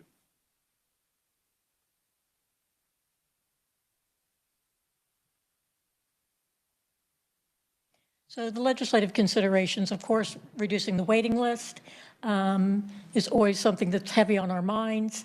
Workforce investment, service expansion, especially in our rural areas, but we also see issues in our metropolitan areas. System efficiency, streamlining processes within CanCare, system modification. So we're going to be working on adapting the system to address CMS corrective action plans and final rules. So in conclusion, Kansas has made progress in transitioning to community-based IDD services and must continue to modernize the system, focusing on community inclusion over institutional models. Challenges remain in funding, workforce stability, and service accessibility, and legislative decisions impact the effectiveness and reach of IDD service. So we will continue to collaborate with InterHab, other providers, our advocates, the legislature, whoever we need to address these concerns. Okay, committee, any questions? Michelle, I do, and I'm just, and maybe this is just anecdotal. When I understand the legislative considerations, reducing the wait list, the workforce investment, service expansion, and all of those are, none of those are mutually exclusive. I mean, they're all mired like this. You're right. But if you took a swing at one of these, or maybe two of them, and this sounds like, I'm not searching for a panacea, but if you took a swing at one or two of these, where you could try to really improve the overall efficiency of this collective organism, what would that be? I don't want to put you on the spot because again, it's a reflection of my ignorance. I'll just tell you that I have in my head trying to figure out, okay, which one of these would I address first? And I know you can't do that, but I'm trying to get some perspective or understanding if one of them isn't weighted a little more heavily than another, if that makes any sense. Yeah, I mean, I come from the service industry. I came from all these providers. I've worked with providers in Kansas and other states for over 30 years, so I do understand that perspective. And I think the thing that they will probably all agree with me on is to stabilize the workforce so that they can provide the services. That is the #1 concern across the country. When I go to national conferences, everybody is talking about how do we get a healthy, vibrant workforce to serve these individuals. Okay, so if I follow your logic, you stabilize the workforce, which theoretically leads to more slots, which leads to, okay. People can disagree with me. I'm not even a speaker, but I have a feedback. Okay. Okay. So our Come to the mic, please. And Michelle, stay there, because I don't know if we're done yet. I'm not good at being quiet, I'm sorry. I am Samantha's sister, by the way. She's the superstar today. But our agency actually did that in the history of the legislative investment really paints well to that exact example where we had that 25% rate increase. We gave a $4 an hour wage increase to our staff. We were closed for new referrals since 2018. But that $4 an hour pay increase and other investments in developing our workforce got us to a place where we were fully staffed for the first time in the existence of COF, which has been around for 56 years. We opened back up our services, started serving individuals that came off of that wait list cap, and now we're back at the point where we're struggling a little bit with keeping up. So that cycle of investing in one and then the other and going back and forth is really, really effective. Thank you, Samantha, sister. Yes, thanks. Rachel, sorry. I'm sorry. So, Michelle, anything else to add? I could just add, I was on a national call before I came over here with our National Trade Association talking about the budget. Speaker Johnson, the last thing that they know that he has talked about is not reducing the federal cap, the federal funds that come over for Medicaid. He's kind of taken that off the table, at least for now. The caps, he's taken off the table, but he is still considering block grants as a possibility, some work requirements, and whether we count state public state taxes as part of our contribution to Medicaid.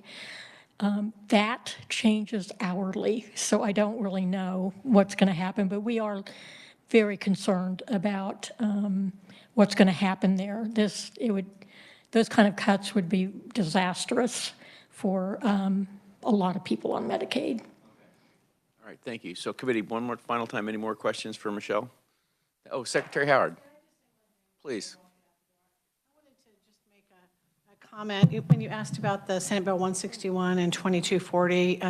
You know, I mean, the base of those bills initially was requiring agencies that anything that would make any change to the Medicaid program, or one of the bills also included some of the other DCF programs to go through express legislative approval. And, you know, we continue to have great concerns about that. There are things that we just have to do almost every day in these programs that might be a state plan change, a response to a new federal mandate. You know, some things are as simple as, you know, as KDHE would talk about, that if something changes in Medicare, you're kind of required to do the same thing in Medicaid. So we're very concerned about that. When the additional provisions were put in related to some of the IDD modernization pieces, and of course you all have heard those concerns. You heard about those today. We just have significant concern that process will delay our ability to submit the community support waiver and to get that to be operational. I think also as Matt indicated, you know, we have started a new process with InterHab, also with families. So we have a series of 3 work groups where we are committed to working together to reach a place where there's you know, general agreement about the direction and how to address those various issues. We're working hard. We had 3 meetings this week of each of those work groups. We set up a series of sub work groups. But I just felt like I felt like I just had to stand up and say we continue to have significant concerns about the limitations on those bills from both of those bills, and how that would impact not just in the IDD system, but other facets throughout the Medicaid program. So I just wanted to make that comment. Fair enough, I think, and I have heard, you're not the only one to have approached me with those concerns. I'm sure that's right. I'm sure that's right. Thank you, Madam Secretary. Thank you for the opportunity today. Appreciate it. Next up, we've got Mike Burgess. Mike has promised to keep it short. Mike, what do you? Like hour and a half, are we good? No, just kidding. So yeah, I'm Mike Burgess with the Disability Rights Center of Kansas, and I appreciate the opportunity. So my testimony is here, but probably the key thing, wanted to give additional context for two attachments to my testimony that give you kind of some historical perspective and answer some of the questions too, so you can look at, and maybe what we can do too is just, since it came up with it, and this was a document prepared by Legislative Research, and it is tiny, so if you're looking at the PDF, you'll be able to zoom in. But I think kind of some of the key things that kind of lead to how we got here from the waiting list perspective is you can look at going back to fiscal year 2009, but especially starting in 2009, you can see there were a number of years where there weren't rate increases. If you go to columns 3 and 4 on that attachment. And there were a lot of years where there weren't any rate increases. And there were occasional where there were some slots, additional slots created. And then you kind of hit a point starting in 2017 where we stopped for a number of years adding additional slots. And as not surprising, that waiting list, you know, looking at the chart, increased a lot over that time.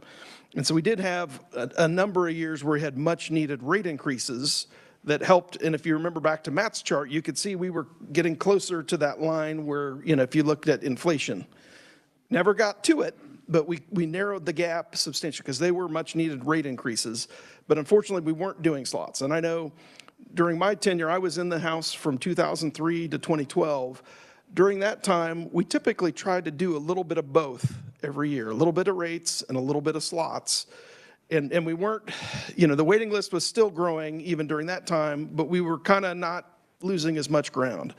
And so that's kind of my big concern is I don't want to see us move backwards. And I think that's kind of the brilliant, and I believe it was Representative Carpenter came up with the idea of the cap. having a cap on there, like that is, we had other states contact us, say, how'd this come up? Well, it wasn't our idea. It was the legislature did this. And it's brilliant. They're making a bold statement. We're not going to move backwards. And so I think that's important to keep that going forward and to keep working that cap down to 0. And I think kind of jumping back to the other sheet, just so you can see it, we kind of boiled it down to a 3-step plan. And I know, Representative, you asked a question earlier about people. Here about a year ago, that waiting list was 5,407 people. It was approaching 11 years. Every advocate, every community group, schools, they were saying to everyone, everyone, if you think you might need services in the future, you need to sign up now. And so we've achieved a change of human behavior. I mean, people started, not surprisingly, when everyone tells them to do that, they start signing up. And so when we looked at, again, they referenced that waiting list study, we looked at the age ranges, and it's a pretty even all the way, they can come on at the age of 5, so the 5 and 6-year-olds are a smaller number, but it ends up being a pretty even all the way up to 22 and beyond. And so we know there's a lot of folks who are probably receiving services in school. If they under Medicaid, they should qualify for services under EPSDT as well, which we've got to continue to work on. But there is a likelihood where we can meet people's needs without necessarily, for those folks, without necessarily needing waiver services. Now, that's like roughly 2/3 of the list. And there are people in that under the age of 22 who need services now. So there's broad assumptions going into this. So fully qualifying those estimates. But we're estimating that over the next 3 years, that number is probably around 2,500. And as we get closer, we'll have to work through what that is and ask people if they need services now and have a good process for determining those needs. And that's part of this 3-step plan that we talked about. So you all, and to get to 2,500, it's a reachable thing. We talked about adding slots. Your committee recommendation was for 500 slots. If we add 1,000 slots over the next 2 to 3 years, that covers 1,000 of that 2,500. The plan to roll out the community sports waiver, as that continues to move forward, that's going to be another important tool.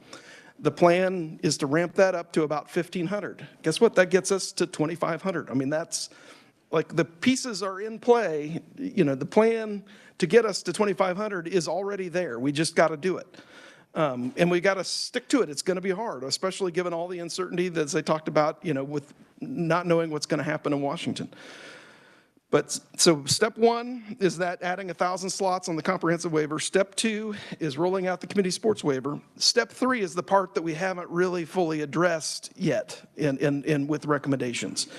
And looking at, and so you'll see in my testimony that some states do it differently. Kansas is a first on, first off waiting list. So the first person to sign up will be the first person off. We have crisis exceptions and a handful of other ways that people can kind of jump the line in that respect. But other states do it differently. And so we may want to think about doing something like what Virginia does. And I'm not saying we need to do what Virginia does, but as an example, they take when you need services into account. So they have a list of people that will need services now or in the next 12 months. So you think of that as like one budget cycle from your all seat. We have a target to shoot for, a very specific number. Then they take people that would need services in 1 to 5 years and then 5+. And that way you can turn this waiting list into a planning tool and not a punishment as it is today under the way everything's evolved. And that's no one's fault. I mean, I'm not here to say, that's just what it is and where we're at. So if we do move to that, and the other piece is having transparency in the waiting list too. A family ought to know. I mean, I was just talking to somebody the other day, and they'd been on the waiting list for more than 10 years. And I'm like, well, that shouldn't be possible because, like with the offers that have been going out, that waiting list should be back down between 8 and 8.5, I believe, with that progress of pulling 1,000 people off. But they've been waiting 10 years. How does that happen? And that's not a one-off. I hear a number of stories. I've had the benefit of serving on that committee in 2022. There was someone on there who'd been waiting a long time. And so, that transparency is missing. So somebody ought to be able to log in, see where they're at, verify all their communication data, indicate their communication preferences if they want text messages and emails, and then also to see where they're at. And you know, that's another important piece to this.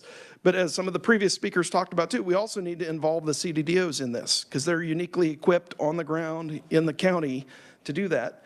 We also will need to pay them to do that with this ad because we're going to ask them to do more.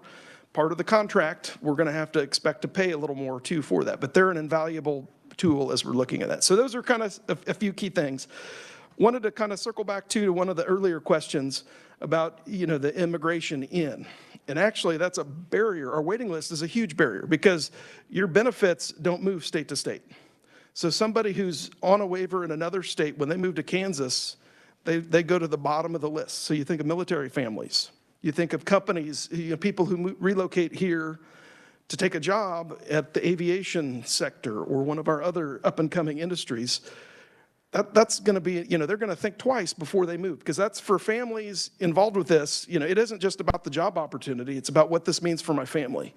And right now, this waiting list is a huge barrier for people wanting to move to Kansas to bring their skills to our tax base. So just want to, you know, kind of make sure that we think about that too. So it is, the service system can be great, but the waiting list is a barrier. So those are kind of some of the few things that I wanted to specifically highlight and hopefully fill in a few gaps, but a lot of great information. I appreciate everyone's attention and great questions and interest in this because I do think this is a huge opportunity. We have a lot of exciting things happening. And especially, we didn't hardly get to talk about like employment, you know, with some of the things like the supported employment rate. You know, there are so many awesome things happening. And one of the things, going back to Representative Ballard's question too, you know, we heard during the testimony, I had the unfortunate job of testifying right after Whit, who works for the DD Council. And Whit shared her story and what the impact of the waiting list was for her. And if you haven't, I would encourage you to go reread her testimony because that isn't an isolated story. But when she was able to get the proper supports, when she gets her offer, she says she's planning to turn it down because she has the support she needs now. So not everyone is going to be on the waiver for their life. If we can get the right behavioral supports, get the right employment supports and community supports around a person, you know, they'll have fewer needs. And there are folks who can work their way off the waiver. We have a work program and some other programs that are in KDHE that are kind of transition plans that we didn't really even have a chance to talk about today that help people to work their way off of the waivers. And so that's kind of another exciting facet of it because there are a lot of people who private pay for their services because they're able to. But unfortunately, you know, without the right supports and services, we can't get them to there. Mike, thank you very much for your testimony. Anybody, any questions for Mike? Representative Ballard. Okay, we're talking about that, but how can I say this? There's a group of people have indicated to me, regardless of whatever we do, we will never be able to not have a waiting list. Okay, I looked at the time frame again where you go through, and when I think about it, we have so many people with different needs coming on. We have a workforce problem, especially in a specialty area.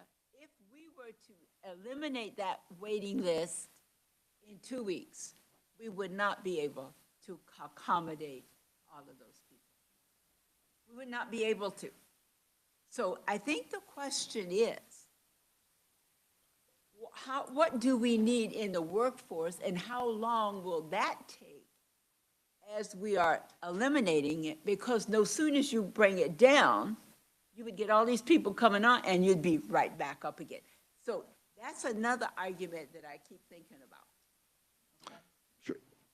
Sure. So that is a very real problem, but I think for every one of the WITs that we can help and others, if we can get them the supports that they need, the behavioral health supports, the employment supports, we can catch them when they have fewer needs.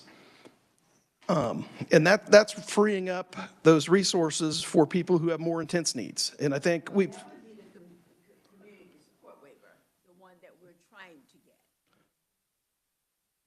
To catch them early. There's a lot of similar services today on the comprehensive waiver as well. I mean, I think that you're going to be able to serve them more cost effectively on that community support waiver as we get it ramped up. But there are a number of great services on the comprehensive waiver as well. And then, I mean, there's other models too, as we look at how technology can play a part in it. I know in one of the DD Council's work groups, we heard from a provider on the Missouri side about some of the ways that they're utilizing technology to help manage. It's not ever going to replace the needs, the staffing needs of a person. But what they're able to do is to help people who need some service or some level of help to help automate some of that. So they utilize and without, putting cameras in the home, but they use sensors. And so they do some really, I don't want to say cool, because cool isn't always very functionally useful services, like having a sensor in bed, and they can have door sensors and different things. And so, like if a door opens in the middle of the night, and the person's in bed, there's a problem. And and that's totally different than if it's during the day and the person's up and about when you'd expect them to. But they can do things to help extend the staffing in ways to be able to use your staff more efficiently. I think we're going to have to also, and KDADS is doing that. They have a technology first initiative and grants that are coming out now too. So we're working on those things, but it's going to take an all hands on deck approach to get us there. There isn't any one thing that can do it, but it's pretty amazing too. Like, they can help people to be able to have to self-regulate too. So you have, a young gentleman who really is into gaming and sometimes gets carried away and does it loud, and the neighbors complain about it, and that can become a huge issue. So what they're doing with technology is, with the sound sensor in the room, they can then, in smart lights, once it hits a certain level, before anyone is called, before staff is notified or family members, it can flash the lights. So that gentleman can say, oh, hey, I didn't realize and he can go back to gaming. And so there's a lot of things that you can do to help people to be able to self-regulate. And these are probably fairly poor examples because I'm doing this off the cuff. But, there's much, much better examples of that out there too, of how we can utilize the technology. And it's not always expensive, but it does take a smart, cohesive, planned approach in helping support those innovative initiatives too, that respect privacy. I mean, that's the important thing about what I was really impressed with too, is they're not just putting cameras and violating rights. So appreciate that. Okay, as we wrap up, I want to especially thank KDADS for being here. Very much appreciate it. I want to thank Interhab for being here, Samantha, everybody for your testimony and your participation today. Committee, thank you very much. We're going to be adjourned just slightly over time. Thank you.